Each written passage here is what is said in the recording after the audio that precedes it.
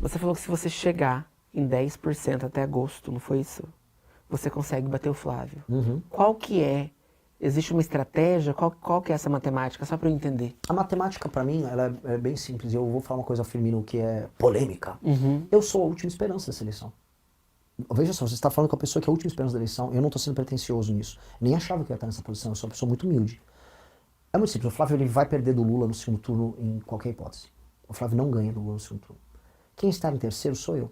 Então, se alguém pode derrotar o Lula ainda, esse cara sou eu. É real. Não vai ter outro. Eu já passei e deixei pra trás o Zema e o Flávio. O Zema e o Caiado, desculpa. Eles nem existem mais nesse jogo. Mas onde entra a matemática de até A agosto? matemática é muito simples. As pessoas vão perceber cada vez mais que o Flávio não vence o Lula. Todas as pesquisas saíram na televisão. Você tá vendo gente na rua, igual era com o pai dele, Jair pra cá, gente com tratores no Mato Grosso, com bandeira do Brasil. Sumiu tudo. As pessoas de coração não acreditam no Flávio. Porque o Flávio... A Michelle foi muito feliz nas coisas que ela falou sobre o Flávio. E o Flávio não é o cara. Só que o Flávio carrega o sobrenome. As pessoas estão cansadas, as pessoas não vão ficar defendendo o erro. Não dá pra você falar pra um lulista, se você é fã do Bolsonaro, eu, Lula. A pessoa vai apontar e falar, e o Flávio tá nananana. Peraí, eu ainda não entendi a questão de agosto chegar em 10. Então né? eu tenho que explicar que eu molhei o bico. Eu vou chegar em 10 é o seguinte, se eu chego em 10, eu mostrei que eu sou viável. Tá. Ficando viável, Tá. vai ver as eleições, eu vou ter cobertura massiva da imprensa. E eu sou o mais desconhecido de todos. Tendo cobertura da imprensa, eu vou falar e eu vou conversar com as pessoas. Existe um eleitorado gigantesco a ser convencido. Todo mundo, todo brasileiro dos seus 25 aos seus 55 anos, que é antipetista, ele não está apaixonado pelo Flávio. Se você acompanhar o público do bolsonarismo, você é uma pessoa que conhece isso. Sabe que hoje o bolsonarismo é restrito a pessoas mais velhas. Essas pessoas mais velhas, eu não vou buscar o voto delas agora. E ela não é seu eleitor? Porque agora ela ama o Bolsonaro de paixão. Eu estou avisando que o Flávio Bolsonaro é um candidato ruim. Ela não vai votar em mim agora. Eu vou falar com um brasileiro de 25 a 45, 55 anos, que quer que o Lula saia do poder e que concorda, possivelmente, com as minhas ideias, sem me conhecer. Este cara, ele vai tomar, e aqui, Firmino, vai entrar a tua resposta. Este cara vai tomar uma decisão prática. Quem é que ganha do Lula? O Flávio, que tá parecendo que vai perder no segundo turno, ou esse cara que tá crescendo e que, pô, a rejeição dele é muito mais baixa. Eu consigo defender ele numa briga com o petista, porque o petista não vai poder me chamar de ladrão. E aí eu consigo, ali, fazer a troca com o voto útil. Um voto útil pro segundo turno para tirar o Lula do jogo. Então a questão de agosto é ser uma opção viável. Exatamente. É por isso. É por isso, eu tenho que me tornar viável. E isso é a luta solitária. Ninguém vai me ajudar até lá. Tem uma frase sua que a gente ouve muito nas redes, criticando o Flávio, que numa transmissão você disse, o traíra tem que morrer. Se referindo ao Flávio, também afirmou, eu vou acabar com a raça do Flávio Bolsonaro. Isso é uma suposta ameaça? O que foi? Porque colocam no campo da agressão, quando você diz, ele tem que morrer. Eu acho que assim, é muito literal a pessoa interpretar que eu tô falando que eu vou assassinar o Flávio Bolsonaro. Quando eu vi a turma dele falando isso, eu fiquei... bom, eles devem usar contra mim, porque eles podem pegar essa interpretação e torcer, mas eu estou falando de morte política, eu vou acabar com a sua raça, ou falar assim, eu vou destruir ele no debate. Não vou destruir, não vou quebrar ele no debate, né? É um termo... Porque o Flávio Bolsonaro é um traidor. E o traidor na política, e a traição com o próprio eleitorado, ela tem que ser eliminada. O traidor não pode ser aceito. Quem é hoje o maior traidor hoje? Pra mim, eu vejo o Geraldo Alckmin, eu já votei nesse cara várias vezes, aí ele vira petista do nada. O traidor não tem que ter espaço. O traidor é o maior vagabundo que existe na política. E o Flávio é uma máquina de trair o eleitor dele. Inegavelmente. Tá, quando você fala que ele vai perder inevitavelmente, você tinha essa opinião antes do áudio do Vercaro? Eu pergunto por quê? Por que eu faço essa pergunta? Porque em várias pesquisas ele já tinha passado o Lula ali, ele estava tecnicamente empatado. Quando sai o áudio, ele cai, tem umas pesquisas que ele está abaixo de 40. Então a minha pergunta é essa, você acha que ali, naquele momento, ele era viável enquanto vitorioso? Não. Eu sempre achei que... Mas mesmo com a pesquisa? Mesmo com a pesquisa. Por quê? Porque eu sabia que ia vir coisas contra ele. E ainda o principal não era o Vorcaro. Vão envolver o Flávio nas relações dele dentro do governo do Rio de Janeiro.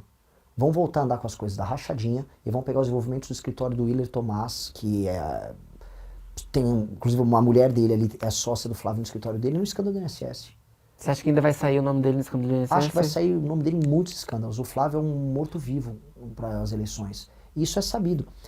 O candidato, o Flávio, ele surge em novembro do ano passado, nos Estados Unidos.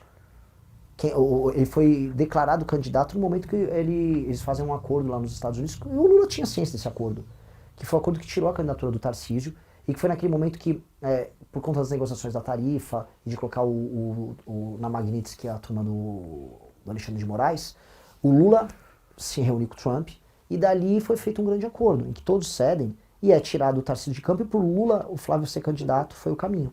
O Flávio candidato pro Lula é muito bom, porque o Lula ganha do Flávio, é o único cara que o Lula consegue ganhar, e o Lula perderia pro Tarcísio.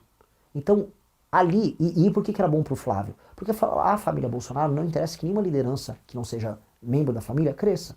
E eu avisei isso já publicamente para muitas lideranças do bolsonarismo. E alguns estão se insurgindo. Então eu vejo o Nicolas tentando se insurgir agora contra eles.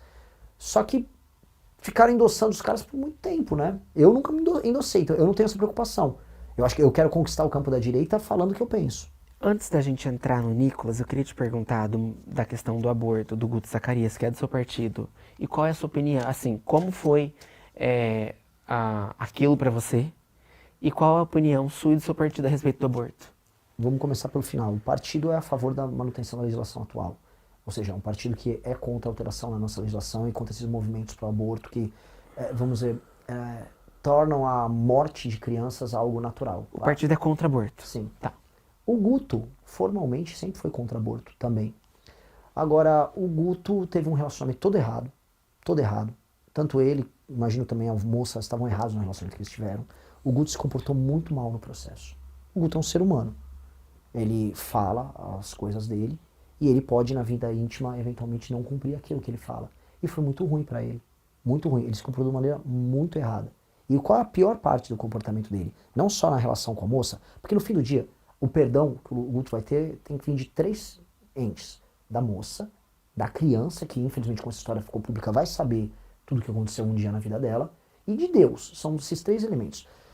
A isso compete essa briga. Uhum. A moça o perdoou, a relação dele já se resolveu, porque era uma briga de casal. Briga de casal as pessoas falam horrores. E ele propôs coisas erradas, só que foi muito ruim. Só que eu vou falar a pior parte. A pior parte é que o Guto é um líder para jovens negros e jovens pobres. O Guto é gigantesco, classe C, classe D. Ele é um exemplo de um líder negro inspirador. E as comunidades mais periféricas, e inclusive isso acontece muito nas famílias negras, a formação da família ela é precarizada. Então você tem muita família sem a presença paterna. Família que você tem a mãe e o pai abandona, o pai não dá atenção. E o Guto infelizmente tem se envolvido numa história dessa, ele repete o ciclo, que é muito ruim.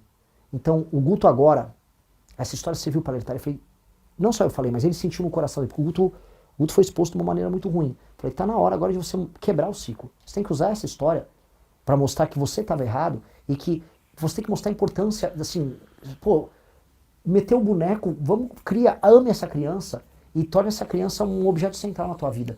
E ele tá agora, e ele é muito tímido sobre vida pessoal, então ele tá agora aparecendo no público com os filhos e ele tem que falar sobre isso, porque isso, a maior problema social do Brasil é a ausência paterna.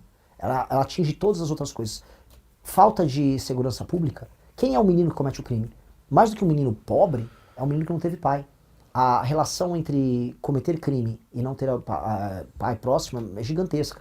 Então, este foi o grande problema da história. E foi uma história... Nós temos que apoiar o Guto, porque o Guto é um grande deputado. Isso foi uma coisa que incidiu sobre a vida pessoal dele, por mais que seja uma coisa contraditória com o discurso dele. Só que o Guto precisa do arco de redenção. O que todos nós falamos no partido Guto é: você tem que ter seu arco de redenção. O que é o arco de redenção? É não esconder, é não fingir que não aconteceu, e é pegar o problema, assumir, vir a público falar. Porque se ele foi perdoado pela esposa, pela moça que ele teve essa relação, ela não é esposa dele, e ele está cuidando do filho, ele paga a pensão e ele está próximo do filho, eu não vou me imiscuir na relação dela.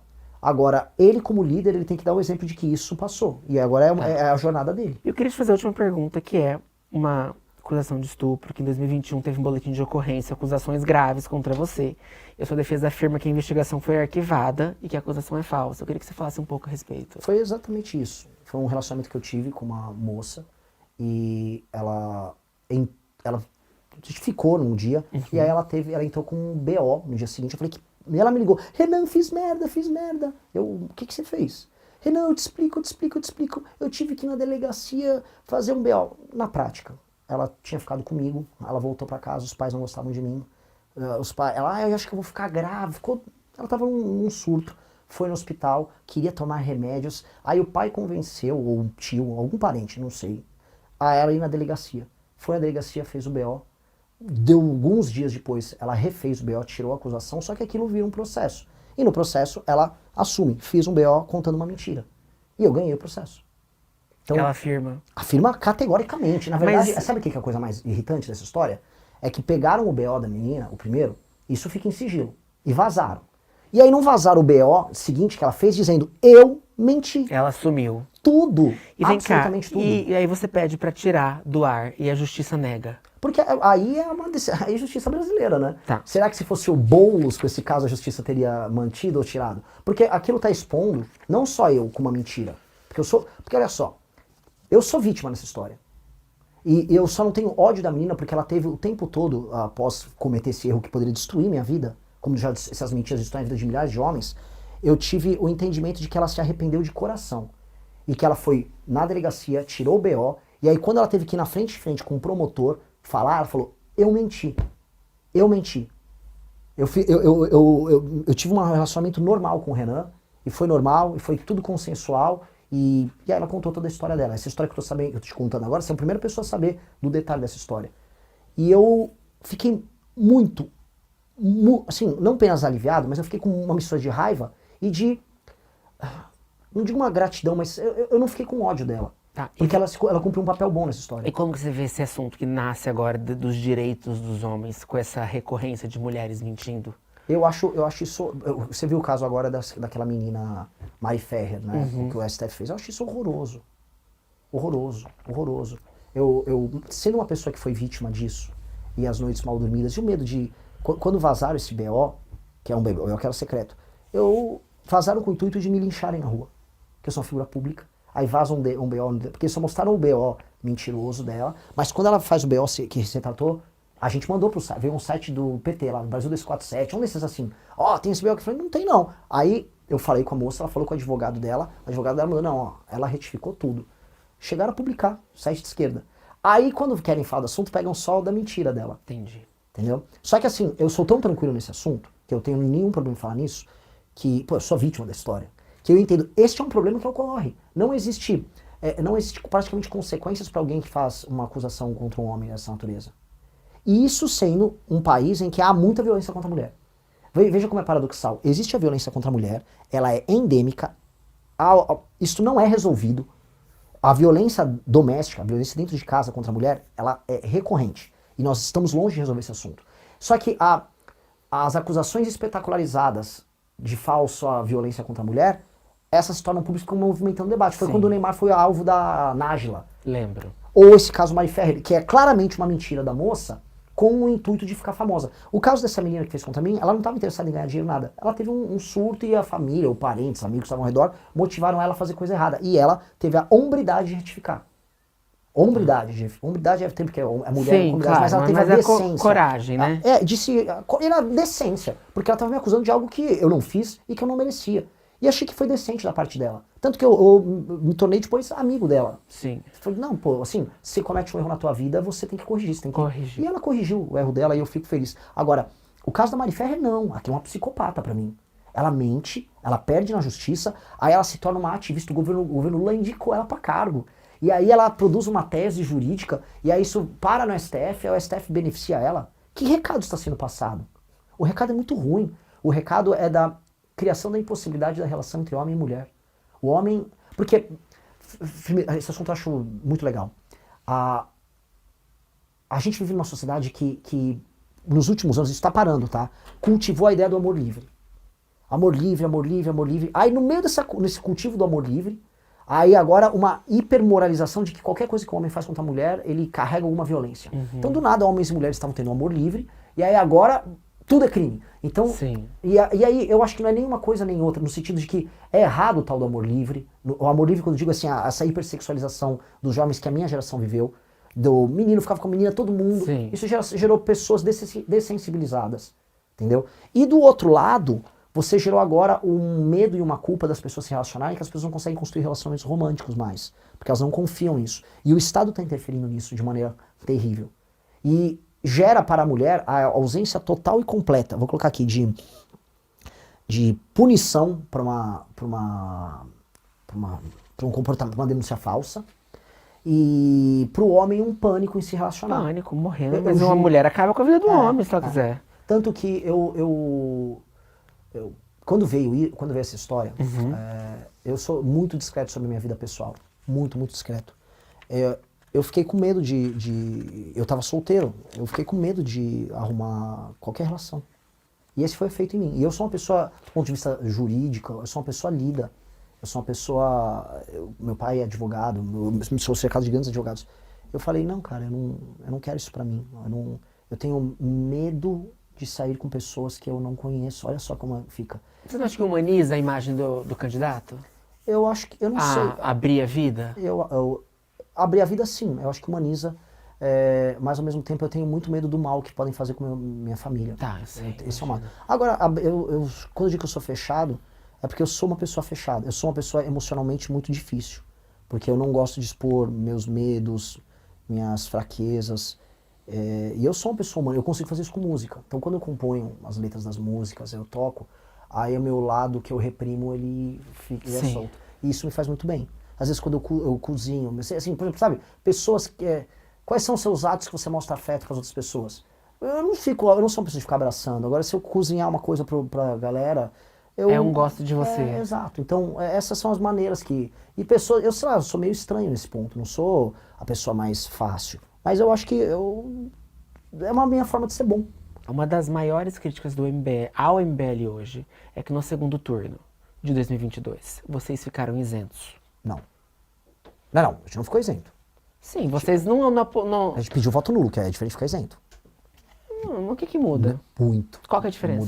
Muda tudo. Qual que é a diferença? Total. Olha só, uma coisa é eu ficar isento e eu fugir da discussão. Existem dois caminhos covardes e um caminho altamente corajoso. O primeiro caminho covarde é eu ficar isento. Que olha só, eu não tenho uma opinião, faço o que quiser. Esse é o isento. O outro caminho, que é outro caminho da covardia, é adotar o comportamento manada. Eu estou no bloco da direita e eu vou ganhar mais. Falo, vota no Bolsonaro, não vou ter dano na minha imagem. A outra coisa é falar o seguinte, são dois projetos muito danosos ao Brasil, muito ruins, que fazem mal, que são liderados por duas figuras bizarras, e que eu vou fazer oposição aos dois. Aí sabe o que acontece quando você adota essa posição? Que eu vou pedir? Eu apanhei de um e do outro. Eu não escolhi o caminho de tentar não apanhar de ninguém, ou de só apanhar de um lado. Eu escolhi o caminho de apanhar dos dois lados. Eu apanhei dos dois lados. Mas um lado não tem expectativa de apoio. Imagina, não de apoio, mas um lado gostaria muito de me ver servindo aos interesses de destruição do Bolsonaro. Eu não fiquei lá fazendo campanha pro Lula. Tá, mas você se reconhecendo de direita, ao ficar isento... Eu não fiquei isento. Tá, tudo bem. Tudo bem, vou refazer minha fala. Então ao pedir, ao avisar para as pessoas assim, eu não vou carregar o fardo, na minha história, de votar em algo que eu não acredito. É isso. Porque é o seguinte, Firmino. Tá, mas a consequência disso pode ser a esquerda ganhar. Não. E você é de direita. Não, quem perdeu a eleição foi o Bolsonaro. Firmino, quem soltou o Lula foi um acordo que o Bolsonaro fez com o STF. Quem colocou o Lula em campo foi ele, não fui eu. Se o Bolsonaro tivesse ouvido o que a gente falava como crítica, ele teria ganhado a eleição. Quando o Bolsonaro se comportou igual um idiota na pandemia, vamos ser sinceros, ele se comportou igual um idiota na pandemia. Ele perdeu os votos femininos urbanos. Quem perdeu o voto foi ele, não eu. Eu fiz lives e mais lives. O que o presidente está fazendo? As piadas que ele fazia, quem cometeu esse erro foi ele. Hoje, depois de 4 anos de governo Lula, você manteria o mesmo posição? Eu mantenho, porque eu sou... aí lembra que eu te falei no começo? Eu sou líder. E o líder tem que sustentar as posições, tem que sustentar o fogo. Se eu um dia perceber que eu errei, eu peço desculpas assim, errei. Eu não errei. E sabe o que sabe, aí eu vou também ajudar a gente a amarrar toda a entrevista. Por que eu tô crescendo? Porque eu fui líder de um campo que cada vez mais eu percebi que tá crescendo, enfim, que faz parte de uma dor do brasileiro, que é entender que a gente tem líderes ruins, líderes fracos. Então quando eu me nego a abaixar a cabeça para um ou para o outro, eu mostro o seguinte, eu estou apontando o meu próprio caminho, eu estou criando minha direção. E eu tenho que fazer isso, porque é isso que uma liderança faz. A liderança ela tem que apontar a direção mesmo quando doa. E doeu muito pra gente. A gente perdeu quase tudo.